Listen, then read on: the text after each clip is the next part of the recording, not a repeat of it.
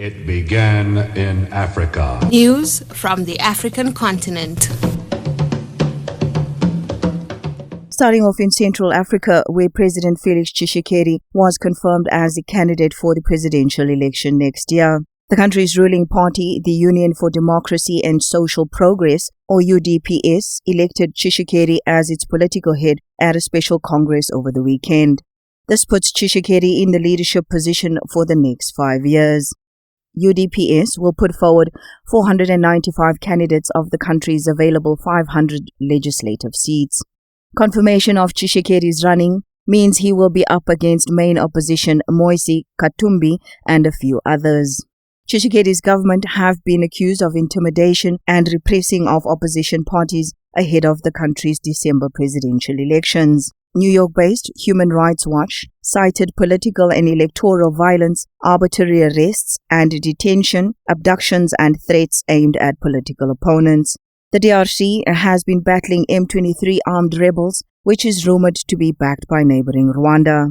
Now moving to the south, Emmerson Mnangagwa is Zimbabwe's president-elect following last week's presidential elections. Mnangagwa won 52.6% of the ballots against 44% of opposition Nelson Chamisa, according to the official results released by the country's electoral commission yesterday.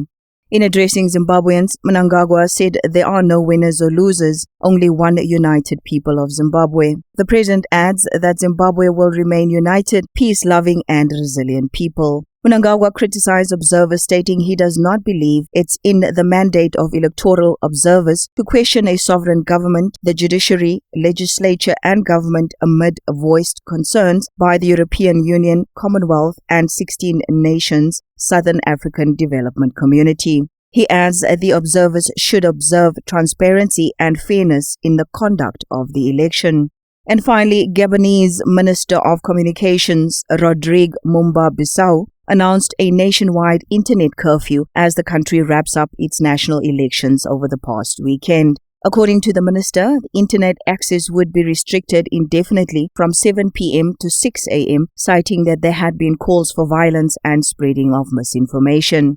The announcement came after voters casted their ballots in the national election. Incumbent President Ali Bongo has been in power since 2009 following the death of his father Omar Bongo, who ruled the country for 41 years. 64-year-old Bongo won his current term by a slim margin in 2016 amid violent protests.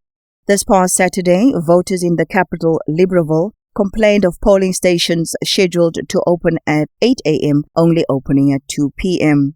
African News reports that authorities have not given reasons for the delay or indication when the results will be announced. Opposition say it's 60 years of rule is enough, as every vote held in Gabon since its return to a multi-party system in 1990 has ended in violence. 4 people died in 2016 after clashes broke out between government forces and protesters. Many left the capital after casting their vote in anticipation of potential violence. And that is it for news making headlines in other parts of the African continent. It began in Africa. News from the African continent.